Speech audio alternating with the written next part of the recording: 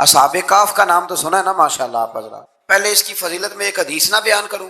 نبی کریم صلی اللہ علیہ وسلم نے فرمایا، یہ مسلم شریف کی حدیث ہے، دجال آئے گا قیامت کے قریب اور بڑے لوگوں کو گمراہ کرے گا. تو حضور نے فرمایا جو سورہ کہف کی 10 آیات زبانی یاد کر لے نا، وہ دجال کے فتنے سے بچ جائے. اللہ توفیق. اس سورہ مبارکہ کی آیت نمبر 9 سے اصحاب کہف کا ذکر شروع ہوتا ہے. اصحاب کہف، جب حضرت عیسیٰ علیہ السلام کو اللہ کریم نے چوتھے آسمان پہ بلا لیا نا، تو دقیانوس نام کا ایک بادشاہ ہوا بنی اسرائیل کے اندر، بڑا ظالم تھا. اس نے گمراہی پھیلا دی اور جو لوگ معاذ اللہ کفر اور شرک نہیں کرتے تھے انہیں قتل کروا دیتا. تو 7-8 نوجوان اپنا ایمان بچا کے بھاگے. او ہو اللہ اکبر. ساری دنیا مال بچا کے بھاگتی، وہ 7-8 نوجوان اپنا ایمان بچا کے بھاگے کہ یہ ہمیں کہیں کفر کی طرف نہ لوٹا دے. تو جا کے ایک غار کے اندر چلے گئے تو ایک کتا بھی ان کے ساتھ ہو گیا. انہیں کتے کو بڑے روڑے مارے کہ یہ اگر بھونکے گا، آواز نکالے گا تو ہم پکڑے جائیں گے، ہم نے تو چھپنا ہے. پر اس کو نا ولیوں سے پیار ہو گیا. اس نے کہا بھگاؤ جتنا مرضی مجھے، فطرت میری ہے کہ میں بھونکتا ہوں، پر جب اللہ کے ولی ہوں تو پھر میں ادب کرتا ہوں. یہ قرآنی واقعہ ہے. اچھا، یہ عین وہ واقعہ ہے قرآن مجید کا کہ جو بہت ساری چیزوں پر ویسے ہی نص ہے اور بہت ساری زبانیں ویسے ہی گنگ ہو جاتی. تو وہ 6-7 لوگ تھے، وہ چلے گئے غار کے اندر، جا کے انہوں نے پناہ لے لی. بادشاہ کو پتہ چل گیا کہ غار کے اندر ہے. اچھا، اللہ کی قدرت، جیسے ہی داخل ہوئے انہیں نیند آ گئی، یہ سو گئے. اور قرآن مجید کہتا ہے، قرآن مجید کے یہ لفظ ہیں کہ کتا غار کے منہ پر بازو پھیلا کے بیٹھ گیا، گویا اپنے مالکوں کی خدمت کر رہا ہے. اب میاں صاحب کی ایک بات کر لیں درمیان میں.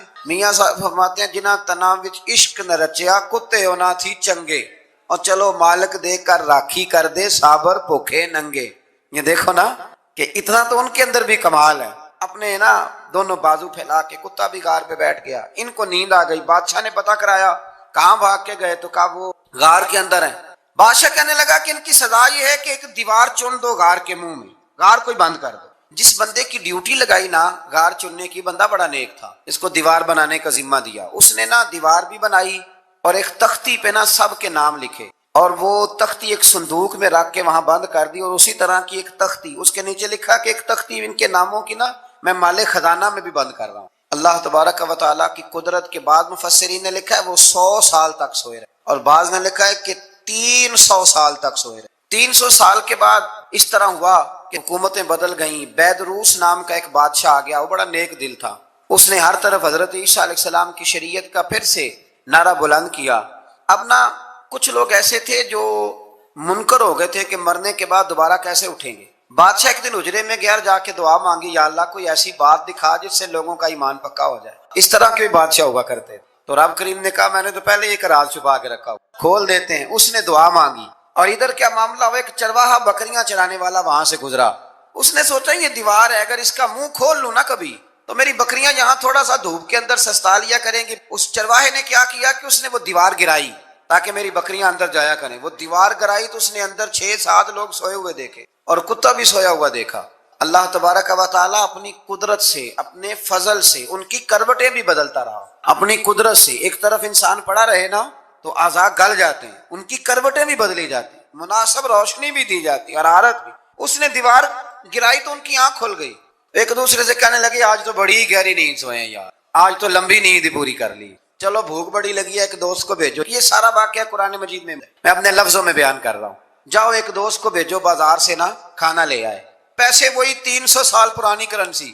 وہ جب نان بھائی کی دکان پہ گیا نا سامان لینے، اس کو پیسے دیے تو نان بھائی نے ہاتھ پکڑ لیا، کہنے لگا میاں تو کدھر سے آیا، یہ کون سے پیسے؟ اس نے کہا پیسے کاہے کہ میں بھی سوچ رہا ہوں کہ حالات بدلے ہیں، سارے حضرت عیسیٰ کا کلمہ پڑھ رہے ہیں، ماحول اور ہے. اس نے کہا تیرے ہاتھ کوئی خزانہ لگ گیا. یہ تو ہم نام سنتے تھے کہ یہاں کوئی دقیانوس نام کا بادشاہ رہے، کوئی خزانہ، بتا کہاں سے لیے. شور ہوا، حاکم شہر تک خبر پہنچی، بادشاہ تک پہنچی. اس نے بتایا کہ بھئی ہم تو دقیانوس کے ڈر سے بھاگے ہیں، کل بھاگے ہیں یا آج سویرے، اتنا زیادہ ہمیں پتہ نہیں، کل یا آج سویرے بس نا. اتنا سا ہمیں یاد ہے کہ ہم گئے تھے. بہرحال لوگ جمع ہو گئے، اکٹھے ہو گئے، غار تک پہنچے.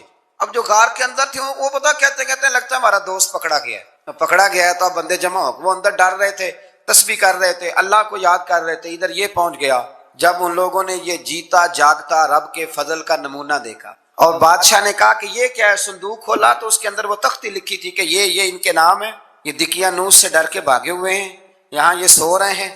اور اسی کی ایک تختی میں نے فلاں جگہ بھی دفن کیا، وہ تختی بھی وہاں سے نکل آئی. اب سب لوگوں کی آنکھوں میں آنسو آئے اور سب کہنے لگے لا الہ الا اللہ، لا الہ الا اللہ، لا الہ، سب کہنے لگے ان اللہ علی کل شیء۔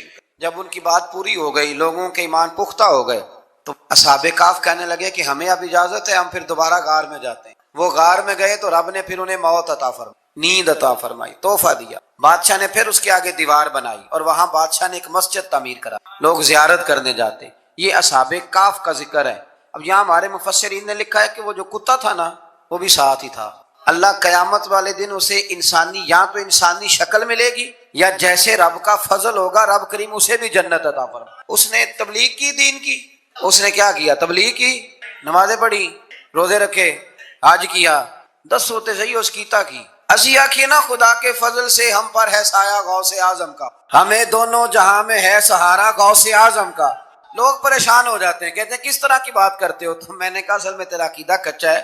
وہاں تو کتا چلا جائے ولی کے پاس تو رب اسے جنت دے دیتا ہے، تو جھیکتا جاتا مومن جائے تو اللہ کیوں فضل نہیں فرماتا؟ اس سے آگے نا پھر آیت نمبر 32 ہے، اس میں اللہ تبارک و تعالیٰ نے 2 لوگوں کا واقعہ بیان کیا۔ فرمایا ایک شخص کے انگوروں کے باغات تھے اور چاروں طرف سے انہیں کھجوروں کے درختوں نے گھیر رکھا تھا اور درمیان میں کھیتی بھی تھی اور بیچ میں دریا بھی بہ رہا تھا، اور ان باغات نے بہت عمدہ فصل دی۔ ایک دن یہ شخص اپنے ساتھی سے کہنے لگا میرا مال اور افرادی قوت تم سے زیادہ ہے، مجھے یقین ہے کہ یہ باغ کبھی برباد نہیں ہوگا۔ اول تو مجھے قیامت کا یقین ہی نہیں معاذ اللہ، لیکن اگر قیامت آئی تو مجھے وہاں سے بھی بہتر مال ملے گا۔ اس کے دوسرے ساتھی نے کہا تو اپنی اصل کو بھول گیا ہے اور تو نے اپنے خالق کی ناشکری کی جو کہ وحدہ لا شریک ہے۔ اگر تم نے باغ میں داخل ہوتے وقت ماشاءاللہ لا قوت الا باللہ کہہ دیا ہوتا تو یہ تمہارے حق میں بہتر ہوتا۔ اگرچہ مال اور اولاد میں میں تم سے کم ہوں، لیکن میرا ایمان یہ ہے کہ اللہ تعالیٰ مجھے اس سے بہتر نعمت عطا کرے گا، اور آسمان سے کوئی آفت آئی اور تمہارا باغ تباہ و برباد ہو جائے گا، یا اگر اس کا پانی زمین میں دھس گیا تو پھر تم اسے تلاش نہ کر پاؤ گے، بالآخر اس شخص کا باغ برباد ہوگا۔ وہ جو کہتا تھا نا مجھے یقین نہیں قیامت نہیں آئے گی، اس کا باغ ہی، اور وہ کف افسوس ملتے ہوئے کہنے لگا کاش میں نے شرک نہ کیا ہوتا، لیکن پھر اس کا کوئی نہ مددگار تھا اور نہ حمایتی۔ آیت نمبر 45 میں اللہ تعالیٰ نے دنیا کی زندگی کی ناپائیداری کو ایک مثال سے بیان فرمایا کہ آسمان سے بارش نازل ہوئی، گھنا سبزہ نکلا، پھر وہ سوکھ کر چورا چورا ہو گیا، جسے ہوا اڑا کے لے گئی۔ مال اور بیٹے تو محض جیتی دنیا کا سنگار ہے، جب تک تم زندہ ہو تب تک مال بھی ہیں اور بیٹے بھی ہیں۔ والباقیات الصالحات، اگر کچھ ہے باقی رہے گی تو تمہارے اچھے اعمال باقی رہے، اور اگر اولاد نیک ہوئی تو وہ بھی باقیات الصالحات میں شامل ہو جائے گی۔ آیت نمبر 47 سے فرمایا کہ قیامت کے دن تمام روئے زمین پر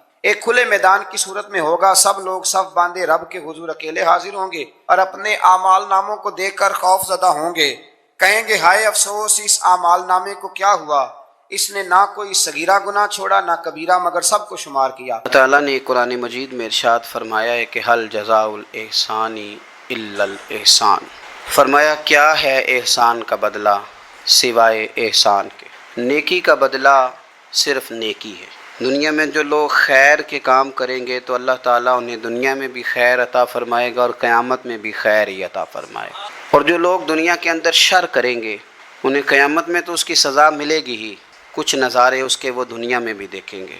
ارشاد فرمایا دوسرے مقام پر کہ وَمَن يَعْمَلْ مِثْقَالَ ذَرَّةٍ خَيْرًا يَرَهُ، اگر کوئی ذرے کے برابر خیر کرے گا تو اسے دیکھے گا، اسے وہ دکھائی جائے گی، اور وَمَن يَعْمَلْ مِثْقَالَ ذَرَّةٍ شَرًّا يَرَهُ، اگر ایک ذرے کے برابر شر کرے گا تو اسے بھی دیکھے گا۔ دنیا کے اندر کچھ سزائیں اور کچھ ہمارے حالات کی خرابی کا سبب ہمارے اعمال ہوتے ہیں۔ قرآن مجید نے کہا کہ وَمَا أَصَابَكُم مِّن مُّصِيبَةٍ فَبِمَا كَسَبَتْ أَيْدِيكُمْ وَيَعْفُو عَن كَثِيرٍ، فرمایا جو تمہیں مصیبت پہنچتی ہے تو تمہارے ہاتھوں کے کرتوتوں کے سبب، کسب کے سبب پہنچتی ہے، وَيَعْفُو عَن كَثِيرٍ، بہت ساری چیزیں تو ہم ویسے ہی معاف فرما دیا۔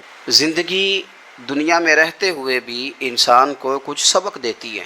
اگر آپ فصل زمین میں بوئیں تو چاول کا بیج بوئیں گے تو وہاں چاول اگے گا، گندم نہیں اگے گی، اور اگر آپ کاشت گندم کریں گے تو گندم ہی وہاں سے اگے گی، وہاں سے چاول اگ سکتا نہیں۔ یہ نہیں ہو سکتا کہ آپ زندگی میں لوگوں کو تکلیفیں دیں اور خود آپ آرام سے سو جائیں، یہ ہو نہیں سکتا، یہ ممکن نہیں۔ 2 جملوں میں میرے نبی پاک صلی اللہ علیہ وسلم نے ہمیں بات سمجھا دی ہے اللہ کے رسول صلی اللہ علیہ وسلم نے فرمایا کہ تم اللہ کے بندوں پہ رحم کرو، اللہ تمہارے اوپر رحم فرمائے گا۔ لیکن بندوں کے بارے میں بندوں کا رویہ سخت ہو، اس کا لہجہ رب کریم کے بندوں کے بارے میں تلخ ہو، اس کے دل میں رحم کے، کرم کے میٹھے جذبات ہی نہ سرے سے ہوں، اور وہ کہے کہ میرے بارے میں نرمی کی جائے، تو یہ ہو نہیں سکتا، یہ ممکن نہیں ہے۔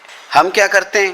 ہم اپنے تھوڑی دیر کے سکون کے لیے بہت سارے لوگوں کو تکلیف میں مبتلا کرتے ہیں، بلکہ بعض لوگ تو ایسے ہیں جو دوسروں کو مصیبت میں دیکھ کر خوش ہوتے ہیں، ان کو کل بھی راحت نصیب ہوتی ہے، کسی شخص کو مشکل میں دیکھتے ہیں، پریشانی میں دیکھتے ہیں تو بڑا انہیں سکون میسر آتا ہے، اور میں نے دیکھا ہے کہ بغلیں بجاتے ہیں، اور وہ باقاعدہ دلائل دیکھے ہیں، دیکھا نا ہمارے ساتھ ایسے کرتا تھا تو آج اس کا کیا حال ہو گیا ہے، باقاعدہ لوگ یہ کام کرتے ہیں۔ وہ ہمارے درویشوں نے اپنے رنگ میں بھی ہمیں بڑے مسئلے سمجھائے ہیں، پر اللہ کرے ہماری سمجھ میں بات آئے۔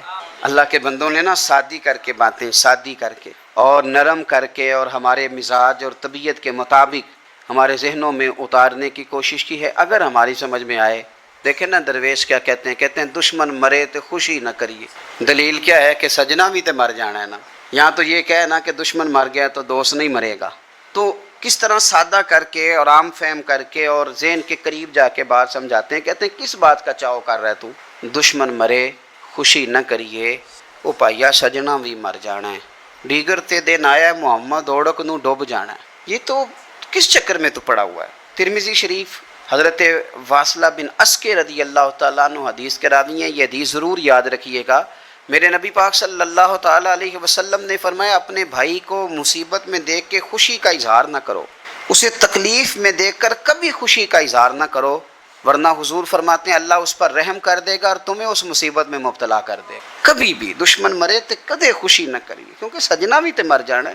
کبھی اپنے بھائی کو مصیبت میں دیکھ کر، آپ یقین کریں کہ میں نے دیکھا ہے کہ بھابھی کا خاندان کسی تکلیف میں آ گیا ہے تو وہ بجائے اس کے کہ ان کے لیے دعا ہوتی، لیکن شریکہ چل رہا ہے نا، تو تبصرے ہوتے ہیں کہ میں نے تو پہلے ہی کہا تھا یہ لوگ ٹھیک نہیں۔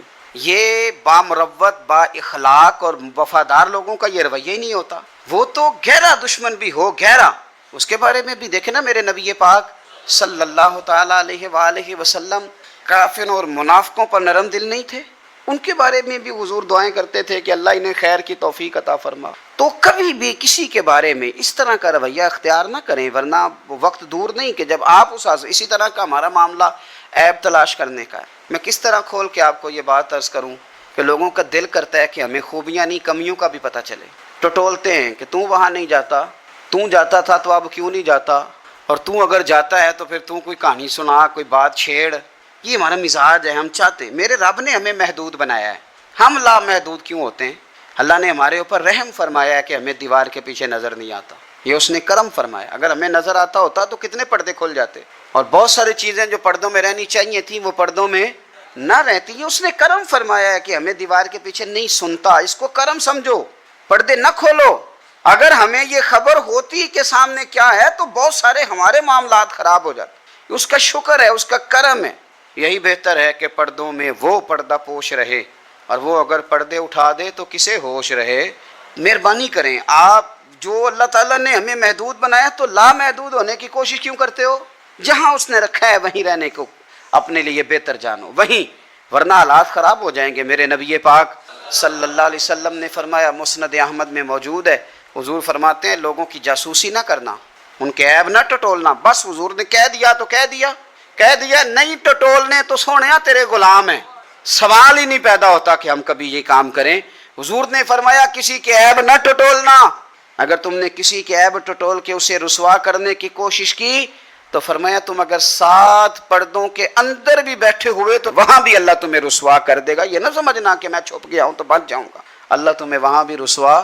تو کچھ جرموں کی دنیا میں ہم دیکھتے ہیں، اور اس کا سادہ ترجمہ یہ ہے کہ جیسا کرو گے پھر ویسا بھرو گے، یہ ہوتا ہے، آپ اس سے بچ نہیں سکتے۔ اور اس وقت بندہ بڑا سمارٹ ہوتا ہے، وہ اپنے آپ کو بڑا تیز سمجھتا ہے، وہ کہتا ہے میں نے پتہ پھینکا تھا تو میرا پتہ چل گیا ہے، دیکھا نا پھر۔